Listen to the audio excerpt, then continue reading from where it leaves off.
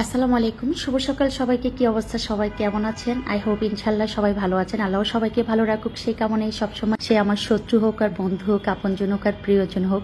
তো আজকে সকালের নাস্তাটা কি শেয়ার করব? পাবদা মাছ রান্না করছি। তো পাবদা মাছ রান্নাটা আজকে যেভাবে রান্না করছি, একদম বলতে গেলে ছোটবেলায় ফিরে যাচ্ছি। আমার যখন বিয়ের আগে, আমি যখন ক্লাস 8 বা 9-এ পড়ি, যে দিনগুলোতে স্কুল বন্ধ থাকতো, যেই দিনগুলোতে আমি আমার মায়ের পাশে বসে থাকতাম, তো সেই দিনগুলোর কথাই যদি আমি শেয়ার করি, আমি এই রান্নাগুলো করার পরে কিন্তু মায়ের কথা সবচেয়ে বেশি মনে পড়ে। কারণ মাকে আমি অনেক বেশি ভালোবাসি, অনেক মিস করি। মা আমার ছিল একজন ফ্রেন্ড বলতে গেলে। তো ছোটবেলা থেকে আমার আব্বা কিন্তু একদম ছোটবেলায় মারা গিয়েছেন। আমি যখন ক্লাস 2 বা 3-তে পড়ি, আমি আমার আব্বাকে তেমন একটা করতে পারতেছি না যে আব্বা দেখতে কেমন ছিলেন বা তার আদৌ আচার আচরণ কেমন ছিল, উনি আমাকে কিভাবে ভালোবাসতেন, এগুলো আমার কিছুই মনে নেই। যদিও আমাদের বড় বোনদের মনে আছে, ভাই বোনদের মনে আছে। তো আমি যখন এই রান্নাগুলো করি, আম্মাকে খুবই মিস করি। তো যেদিন স্কুল বন্ধ থাকতো, সেদিন যেমন আমাদের পুকুর থেকে মাছ তোলা হতো, ছোট ছোট কাসকি মাছ হোক, যে কোনো মাছ হোক। যখন মাছটা তোলা হতো, তখন আম্মা যখন একদম পুকুর থেকে তাজা মাছটা তোলার পর কেটে ধুয়ে পরিষ্কার করে দেন মাটির চুলে যখন রান্না করতো, তখন একদম এভাবে রান্না করতেন, মশলা একদম হাতে মেখে মশলা দিয়ে। এটা এখনো অনেকে ধরে রেখেছে, অনেকে এইভাবে রান্না করে। এমন না যে না শুধু আমার আম্মার স্মৃতি বা আম্মার রেসিপি বা মায়ের রেসিপি, এমন না। জাস্ট আমি আমার অনুভূতিগুলো সবার সাথে শেয়ার করছি। আম্মা এভাবেই জাস্ট রান্না করতেন ছোট মাছগুলাকে।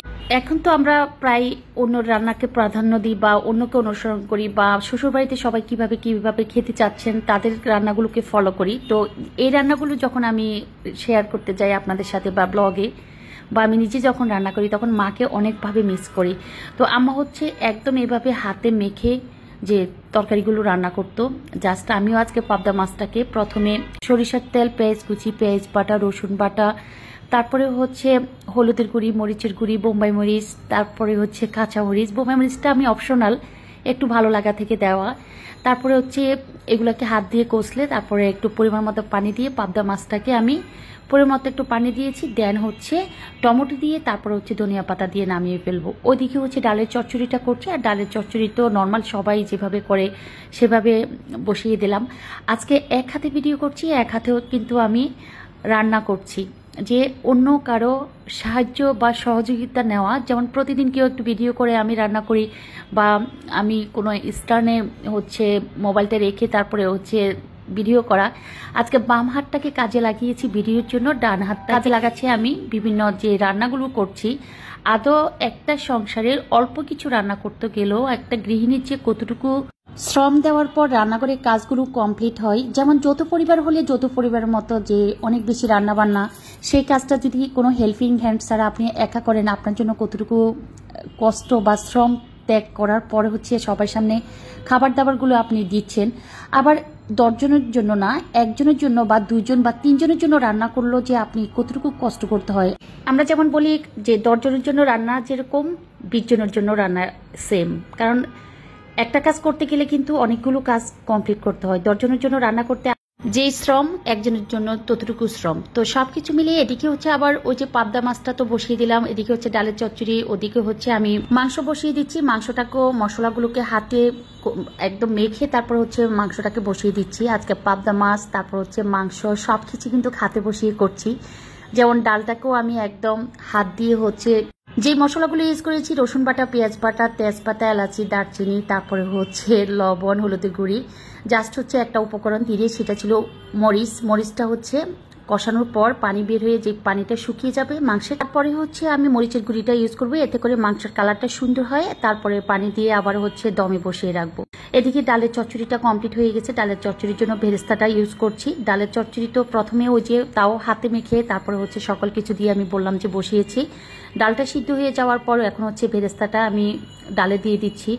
আর হচ্ছে মাংসের জন্য আমি বেরেস্তা করতে হবে, কারণ মাংসটাকেও আমি সেম এভাবে বেরেস্তা দিয়ে তারপরে নামিয়ে নিব, যেহেতু হাতে বসিয়ে মাংসটা বসিয়েছি। তো ডাল রান্নাটা কেমন হয়েছে? ডালে কিন্তু আমি বোম্বাই মরিচ দিয়েছিলাম, এখানে 2টা বোম্বাই মরিচ ইউজ করেছি মাঝারি সাইজের।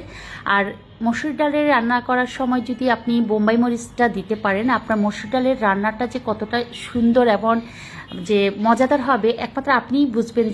যে মসুর ডালের যে ডালের চচ্চড়িটা আমরা করছি, এটার বাঙালিরা আমরা খুবই এই ডাল রান্নাটা খুবই পছন্দ করি। তবে হ্যাঁ, বোম্বাই মরিচ যারা পছন্দ করেন না তারা কিন্তু দিবেন না। এটা আমার পছন্দ দেখে আমি আমার থেকে বললাম যে বোম্বাই মরিচ দিলে বা বোম্বাই মরিচ কুচি করে দিলে স্মেলটা ভালো লাগে।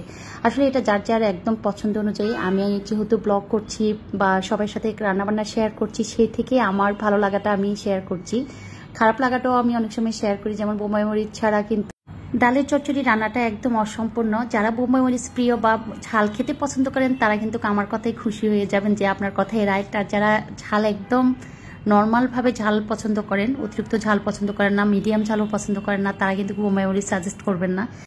ওই যে প্রথমেই বলেছিলাম আজকে বাম হাতে ভিডিও করছি, ডান হাতে রান্না করছি।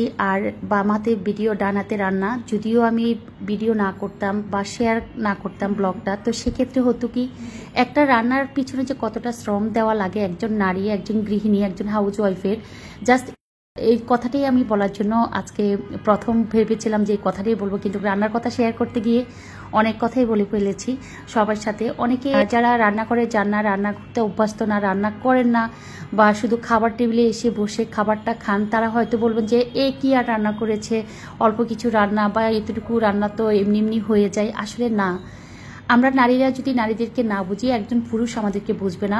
তবে অনেক পুরুষ অনেক ক্ষেত্রে বুঝেন, যারা হাউস ওয়াইফকে বা গৃহিণীকে, নিজের বউকে বিভিন্ন রান্নার কাজে হেল্প করেন, তারা অন্তত বুঝেন যে তাদের যে ঘরের যে হাউস ওয়াইফ আছে উনি কতটুকু শ্রমের পর রান্নাটা শেষ করছে। কারণ আমরা নারী পুরুষ সমানতালে এখন কাজ করছি, নারী পুরুষ সমানতালে চাকরি করছি, নারী পুরুষ সমানতালে সব কাজে এগিয়ে যাচ্ছি, কেউ কাউকে মানে পিছিয়ে নেই। যে আগে ঘর কোনো যেমন নারীরা ছিল, যে আগের যুগে যেমন নারীরা ঘর থেকে বের হতো না, এখনকার নারীরা সব কিছুই, সব কাজেই কিন্তু আমরা স্বাবলম্বী। তো পুরুষের পাশাপাশি আমরাও বসে থেকে নেই। যদিও আমাদেরকে ভুল বোঝা হচ্ছে, নারীদেরকে যারা হাউস ওয়াইফ তাদেরকে ভুল বোঝা হচ্ছে যে বাসায় তো সারাক্ষণ বসে থাকা হয়, কি আর রান্না করা হয়। আসলে না, অনেক শ্রমের পরে কিন্তু একটা রান্না করা হয়। একটা রান্না করতে যতটুকু একজনের জন্য 10 জনের জন্য সেম কথাটা আমি আবারও বলছি। তো এদিকে পাবদা মাছ রান্না করতে গিয়ে লাস্টে দেখলাম যে টমেটো নেই, আবার বাজার থেকে টমেটো আনিয়ে তারপরে হচ্ছে টমেটো, ধনিয়া পাতা, কাঁচামরিচ দিয়ে হচ্ছে পাবদা মাছটাকে নামিয়ে ফেলছি। আজকে এমনিতেই নর্মালভাবে অনেকগুলো কথা শেয়ার করেছি ভালো মন্দ মিলিয়ে। তো আসলে আমার প্রতি কেউ অন্যভাবে অন্য মন মানসিকতা নেবেন না, যে জাস্ট সবার সাথে শেয়ার করা যে আমরা নারীরাও বসে থেকে নেই বলতে, যে আমরা নারীরাও চেষ্টা করছি যে বাসায় সবাইকে যারা আছেন তাদেরকে টেক কেয়ার করার জন্য। টেক কেয়ার করতে গিয়ে যেমন রান্নাবান্না 3 বেলা যদি রান্নাবান্না করতে হয়, সবার প্রতি খেয়াল রাখতে হয়। আমরাও কিন্তু অনেক কাজ করি। অনেক সময় অনেক পুরুষরা বুঝেন না, অনেক পুরুষরা ভাবে যে না, রান্নাঘরে আর কতটুকু কাজ আছে, তাই না? তো এগুলো সব কিছু নর্মালভাবে শেয়ার করেছি। ডোন্ট মাইন্ড অল আমার যারা ফলোয়ার্স আছেন, যারা রিলেটিভস আছেন বা যারা এই মুহূর্তে আমার ব্লগটা দেখতেছেন, সবার প্রতি কৃতজ্ঞতা প্রকাশ করছি। ভালো থাকবেন অনেক বেশি, সবাই সবাইকে ভালোবাসবেন, সম্মান দিবেন। আল্লাহ হাফেজ।